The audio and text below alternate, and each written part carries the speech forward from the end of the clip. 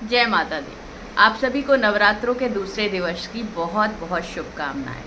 Series को आगे बढ़ाते हुए आज हम पढ़ेंगे दुर्गा सप्तशी का अध्याय दूसरा। शुरुआत करेंगे माँ के 108 नामों से और अध्याय को आगे बढ़ाएंगे।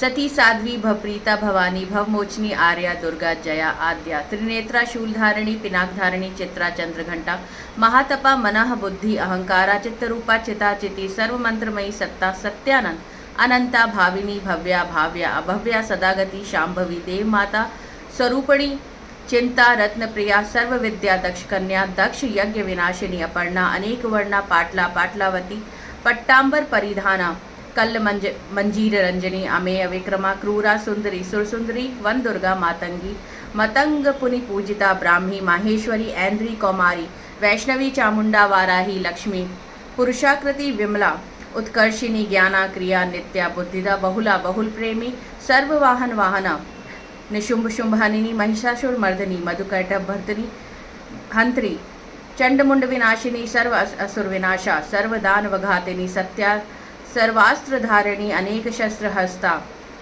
अनेकास्त्रधारिणी कुमारी एक कन्या कैशोरी युवती यति अप्रौणा प्रौणा वृद्धमाता बलप्रदा महोदरी मुक्तकेशी घोर रूपा महाबला अग्निज्वाला रौद्र रूपी कालरात्रि तपस्विनी नारायणी भद्रकाली विष्णु माया जलोधरी शिवदूती कराली अनंता परमेश्वरी कात्यायनी सावित्री प्रत्यक्षा ब्रह्मवादिनी सर्वशास्त्रमयी। देवताओं के तेज से देवी का प्रादुर्भाव और महिषासुर की सेना का वध। महर्षि मेधा बोले, प्राचीन काल में देवताओं और असुरों में पूरे 100 वर्षों तक घोर युद्ध हुआ था।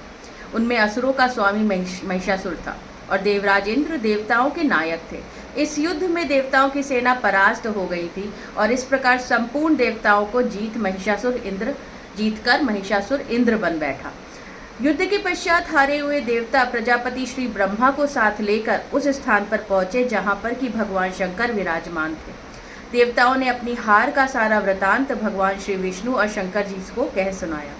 वह कहने लगे, हे प्रभु, महिषासुर सूर्य इंद्र अग्नि वायु चंद्रमा यम वरुण और अन्य देवताओं के सब अधिकार छीनकर अपना अधिष्ठाता स्वयं बन बैठा है। उसने समस्त देवताओं को स्वर्ग से निकाल दिया है। वह मनुष्यों की तरह पृथ्वी पर विचर रहे हैं। दैत्यों की सारी करतूत हमने आपको सुना दी है और आपकी शरण में इसीलिए आए हैं कि आप उनके वध का कोई उपाय सोचें। देवताओं की बातें सुनकर भगवान श्री विष्णु और शंकर जी को दैत्यों पर बड़ा गुस्सा आया। उनकी भौवें तन गई और आंखें लाल हो गई। गुस्से से भरे हुए भगवान विष्णु के मुख से बड़ा भारी तेज निकला और उसी प्रकार का तेज भगवान शंकर ब्रह्मा और इंद्र आदि दूसरे देवताओं के मुख से प्रकट हुआ। फिर वह सारा तेज एक में मिल गया और तेज का पुंज वह ऐसे दिखता था जैसे कि जाज्वल्यमान पर्वत हो। देवताओं ने देखा कि उस पर्वत की ज्वाला चारों ओर फैली हुई थी और देवताओं के शरीर से प्रकट हुए तेज की किसी अन्य तेज से तुलना ही नहीं हो सकती थी। एक स्थान पर इकट्ठा होने पर वह तेज एक देवी के रूप में परिवर्तित हो गया और अपने प्रकाश से तीनों लोकों में व्याप्त जान पड़ा। वह भगवान शंकर का तेज था, उससे देवी का मुख प्रकट हुआ। यमराज के तेज से उनके सिर के बाल बने। भगवान श्री विष्णु के तेज से उनकी भुजाएं बनी। चंद्रमा के तेज से दोनों स्तन और इंद्र के तेज से जंघा और पिंडली तथा पृथ्वी के तेज से नितंब बना। ब्रह्मा जी के तेज से दोनों चरण और सूर्य के तेज से उनकी अंगुलियां पैदा हुई और वसुओं के तेज से हाथों की उंगलियां एवं कुबेर के तेज से नसिका बनी। प्रजापति के तेज से उनके दांत और अग्नि के तेज से उनके नेत्र बने। संध्या के तेज से उनकी भौवें और वायु के तेज से उनके कान प्रकट हुए। इस प्रकार उस देवी का प्रादुर्भाव हुआ। महिषासुर से पराजित देवता उस देवी को देखकर अत्यंत प्रसन्न हुए। भगवान शंकर ने अपने त्रिशूल में से एक त्रिशूल निकालकर उन देवी को दिया तथा भगवान विष्णु ने अपने चक्र में से एक चक्र निकाल देवी को प्रदान किया। वरुण ने अपने चक्र में से एक चक्र निकालकर उन देवी को दिया। वरुण ने देवी को शंख भेंट किया। अग्नि ने इसे शक्ति दी। वायु ने उन्हें धनुष और बाण दिए। सहस्त्र नेत्रों वाले श्री देवराज इंद्र ने उन्हें अपने वज्र से उत्पन्न करके वज्र दिया और ऐरावत हाथी का एक घंटा उतारकर देवी को भेंट किया। यमराज ने उसे कालदंड में लेकर एक दंड दिया। वरुण ने उन्हें पाश दिया। प्रजापति ने स्फटिक की माला दी और ब्रह्मा जी ने उन्हें कमंडल दिया। सूर्य ने देवी के समस्त रोमों में अपने किरणों का तेज भरा। काल ने उसे चमकती हुई ढाल और तलवार दी तथा उज्ज्वल हार और दिव्य वस्त्र उन्हें भेंट किए। इसके साथ ही उन्हें दिव्य चूड़ामणि दी, 2 कुंडल कंकड़, उज्ज्वल अर्धचंद्र, बाहों के लिए बाजूबंद, चरणों के लिए नुपुर, गले के लिए सुंदर हंसली और अंगुलियों के लिए रत्नों की बनी हुई अंगूठियां उन्हें दी। विश्वकर्मा ने उनको फरसा दिया और उसके साथ ही कई प्रकार के अस्त्र और अभेद कवच दिए, और इसके अतिरिक्त उसने उसे कभी भी ना कुम्हलाने वाले सुंदर कमलों की मालाएं भेंट की। समुद्र ने सुंदर कमल का फूल भेंट किया, हिमालय ने सवारी के लिए सिंह और तरह तरह के रत्न देवी को भेंट किए। यक्षराज कुबेर ने मधु से भरा हुआ पात्र और शेषनाग ने उन्हें बहुमूल्य मणियों से विभूषित नागहार भेंट किया। इसी तरह दूसरे देवताओं ने भी उन्हें आभूषण और अस्त्र देकर उनका सम्मान किया। इसके पश्चात देवी ने उच्च स्वर से गर्जना की। उसके इस भयंकर नाद से आकाश गूंज उठा। देवी का वह उच्च स्वर से किया हुआ सिंहनाद समा न सका। आकाश उनके सामने छोटा प्रतीत होने लगा।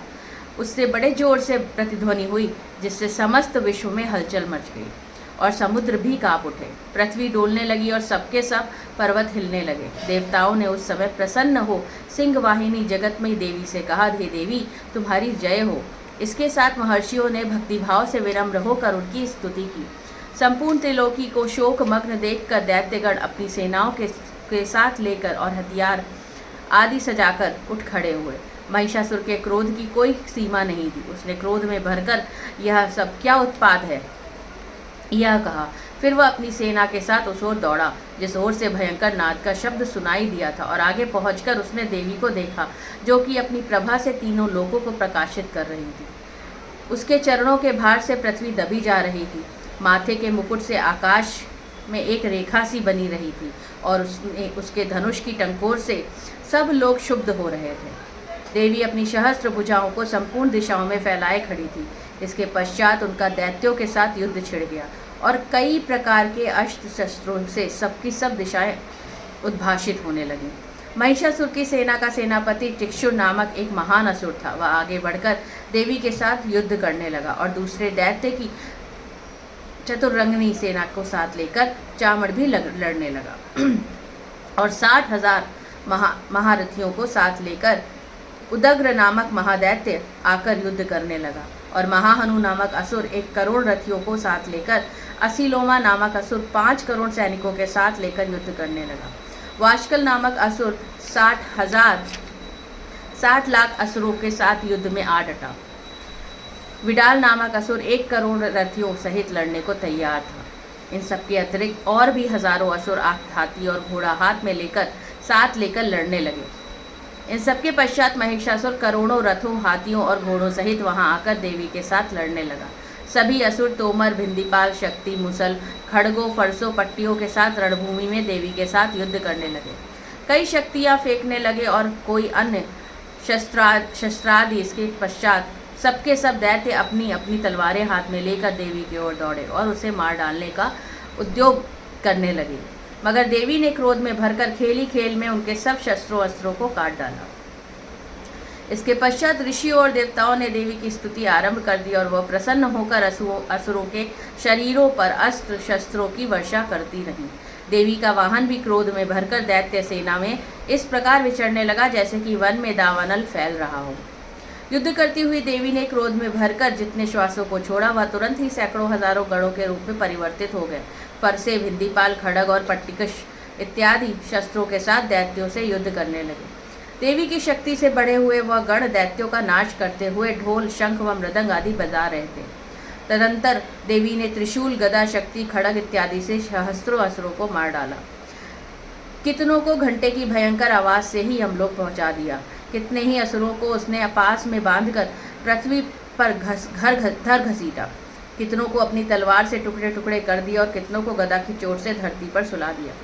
कई दैत्य मूसल की मार से घायल होकर रक्त वमन करने लगे, और कई शूल से छाती फट जाने के कारण पृथ्वी पर लेट गए, और कितनों की बाण वर्षा से कमर ही टूट गए। देवताओं को पीड़ा देने वाले दैत्य कट कट कर मरने लगे। कितनों को बाहें अलग हो गई, कितनों की ग्रीवाएं कट गई, कितनों के सर कटकर दूर भूमि पर लुढ़क गए, कितनों के शरीर बीच में ही कट गए और कितनों की जंघाएं कट गई और वह पृथ्वी पर गिर पड़े। कितने ही सिर और पैरों के कटने पर भी भूमि पर से उठ खड़े हुए और शस्त्र हाथ में लेकर देवी से लड़ने लगे। और कई दैत्यगण भूमि में बाजों की ध्वनि के साथ नाच रहे थे।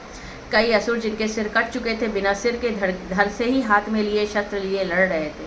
दैत्य रह रहकर ठहरो ठहरो कहते हुए देवी को युद्ध करने के लिए ललकार रहे थे।